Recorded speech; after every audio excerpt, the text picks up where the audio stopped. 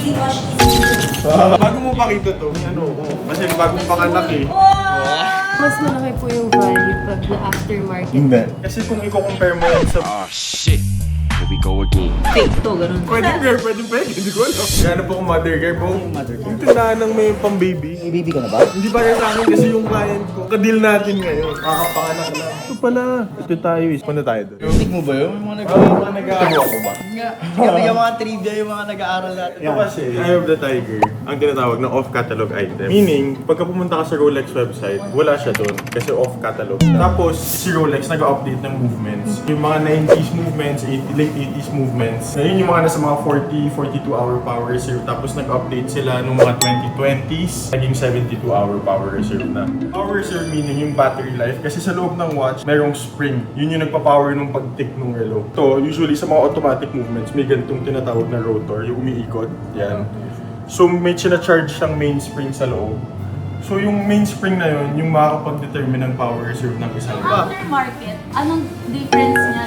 Aftermarket Clearly meaning, sa factory. aftermarket meaning, hindi na si Rolex yung bezel. Ginagawa tong bezel kasi originally, suot lang tong bezel, tapos itong dial, yung plain. Anong tawag kapag hindi aftermarket pag galing sa business? Factory. Factory bezel, factory dial. Pagka ano yun yung description, lalo na sa mga dealers.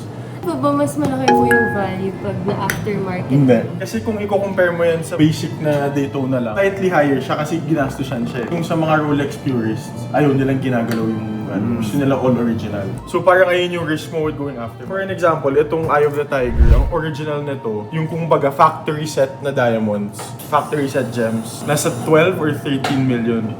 Ito, nasa 3M. So kaya nag-aftermarket yung mga tao. Same lang naman sir ng itsura. Same lang itsura, oo. Pero makikita mo sa reference number, sa serial, pagka-check mo sa Rolex, hindi talaga siya ganun.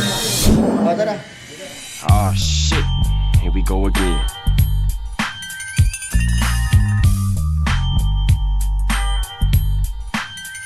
Ayun, oh, ang daming baby shoe.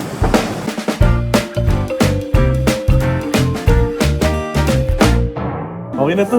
6 to 9 months, 9 to 12 months.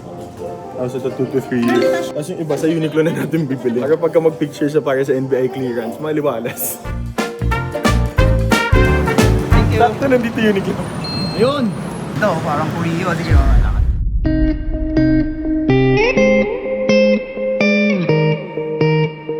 Dito tayo, boy. Kasi meron tayo hanggang 3 years old eh. Paano pagka tumanda na?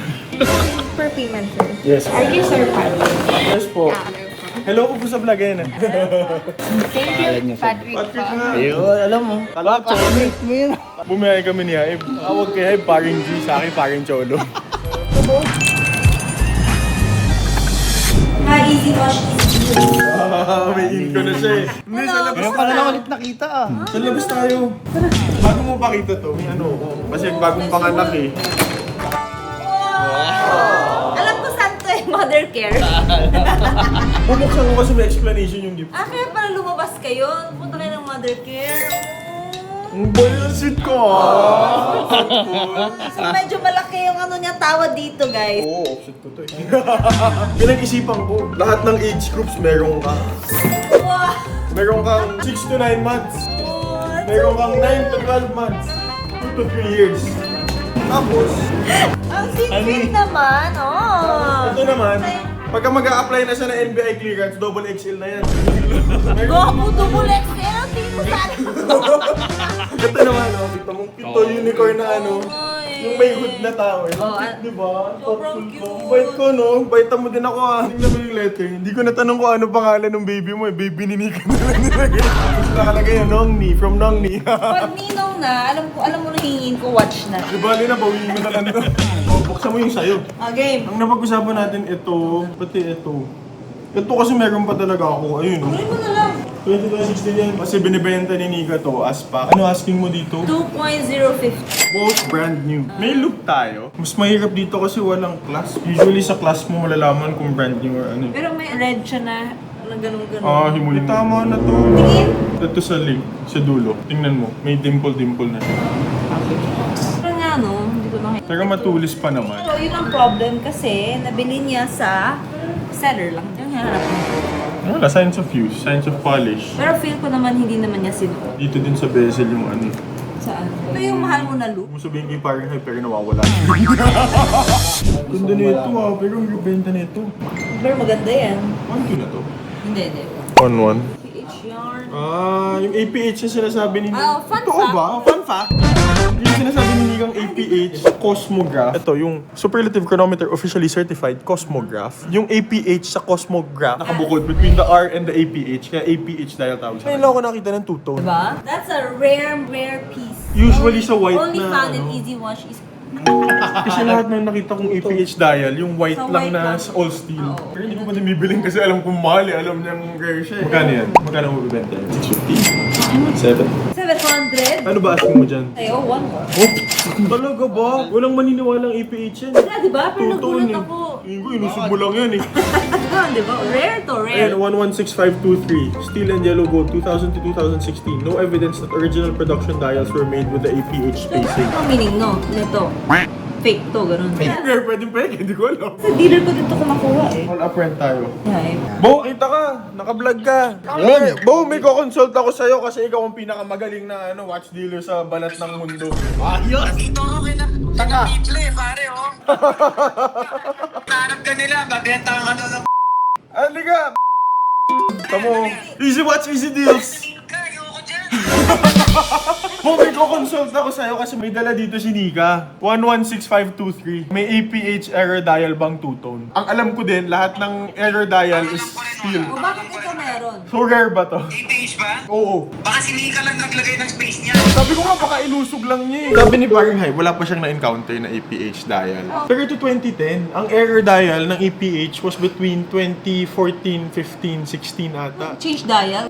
Hindi, may isa pa. Ito ang mas expert pala kay Hype. Enzo, I have to consult something. Hello? May ko-consult ako sa'yo, Enzo. Two-tone white dial. Anong significance sa dials ng 2015? Flat white? Gold pa rin yung sub-dial. What about white? Bakit to APH? May nakita ka ng APH na two-tone? Supposedly there is, pero I don't know. I've been offered one before. Parang there is. But then when you do more research, parang wala dapat. So I don't know which to believe. Si ChatGPT said the short answer is no. Yeah. Pero I'm looking at it right now eh. APH talaga siya. Pero so what do you think? What's your final verdict? It's worth it. Just make sure to have it checked. So hindi ganun ka-rare? It's rare, but not super sought after. Sige, that's all. Kita mo, biceps, ang galing mo. Okay, bye-bye, love you. Na-distract tayo, ang tagal to tayo. 2,050,000. Asking mo, huwag naman. Kasi hindi ko naman talaga kailangan to. Bebenta niyo pala. Magkano? 1,950. Wow, grabe ka naman. Alam ko kumita, alam kong kaya kong tumawad eh. Fast break lang nga eh. Oo, ano naman yung baby ko. Ang dami niyong damit to. 2020.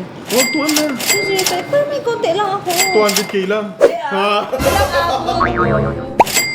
Wag. Sige na.